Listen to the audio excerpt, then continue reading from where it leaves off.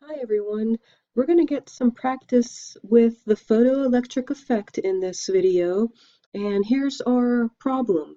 Titanium metal requires a photon with a minimum energy of 6.94 times 10 to the negative 19th joules. That's what this J means, to emit electrons. So again, let's just imagine what's going on there. This is titanium,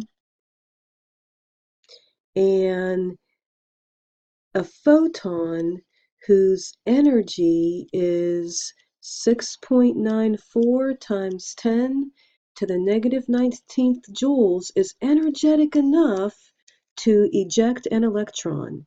So in part A, what is the minimum frequency of light necessary to emit electrons from titanium via the photoelectric effect? So there, we want to solve for nu. So they gave us energy. So for part A, I would just use this equation. E equals h nu. We know the energy, right? That's this joules here, and they want to know the frequency. So the frequency is going to be equal to the energy over h, where h is a constant. So again, that energy is 6.94 times 10 to the negative 19th joules. H is Planck's constant, which will be given to you. That's 6.626 times 10 to the negative 34 joule seconds. Joules cancel, and I end up with the units for frequency, which are reciprocal seconds. Let me do the arithmetic. And I guess I'm going to need 3 sig figs in my answer. I am getting 1.04, and I'm just going to not round just yet with an insignificant 7 times 10 to the 15th reciprocal seconds or hertz. So that's the answer to part A. In part B, they want to know what is the wavelength of this light. So again, they're talking about this light here. They gave us the energy, we found the frequency. In part B, they want the wavelength. So now I'm going to be using this equation. C equals lambda nu. We just solved for nu. Lambda, that'll be c over nu, and c is the speed of light, which will be given to you. And now if I divide by the frequency that we got up here,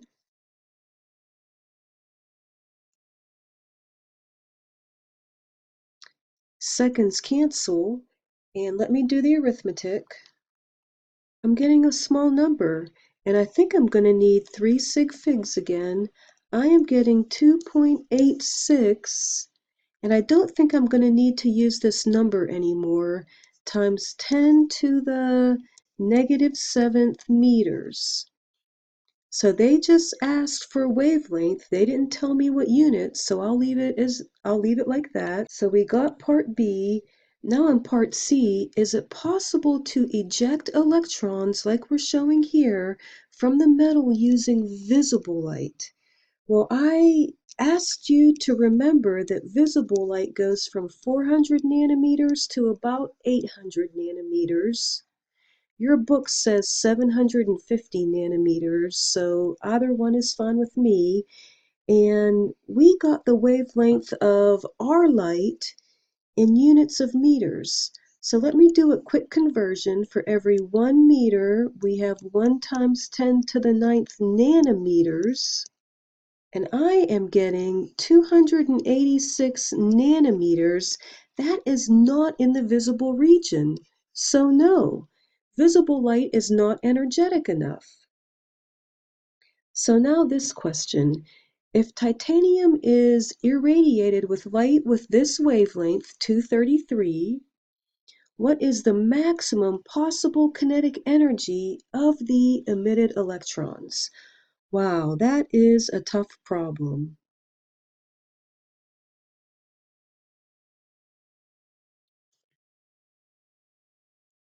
So again, I might want to draw a picture of what they're asking me.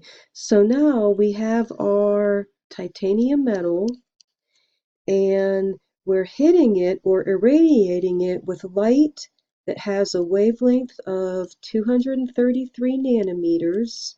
And notice that this radiation is more energetic than this radiation, which again corresponds to the minimum energy needed to eject an electron. So we eject an electron, and the kinetic energy of that electron is going to be equal to the energy of this light minus the binding energy. Well, the, if we go back up and read the original problem, I think we know the binding energy. Titanium metal requires a photon with a minimum energy of this to emit electrons. That 6.94 times 10 to the negative 19th, which we've also shown here, that's going to be the binding energy. So the kinetic energy of that electron is going to be equal to the energy of this light minus that binding energy, which is equal to this many joules, 6.94 times 10 to the negative 19th joules. So all we have to do then is solve for the energy of this light, and they gave us the wavelength. So there are a couple of different ways you could do it. I know I've got two equations. I'm looking for energy, so I know I'm going to use this equation, E equals h nu. Well, they didn't give me nu, they gave me lambda. So I've got this equation that contains lambda, C equals lambda nu. So if you wanted to, you could plug in lambda right here and solve for nu, and then whatever you get for nu, plug it in here and solve for energy. But I'm going to do a little substitution here.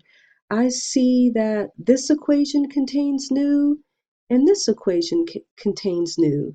So let me rearrange this equation for nu. Nu is going to be C over lambda, and then I'm going to plug this in here. So my new equation for energy is H equals, now I'm not going to write nu, I'm going to write C over lambda. And I can solve for energy. They gave me the wavelength, and that's all I have to do.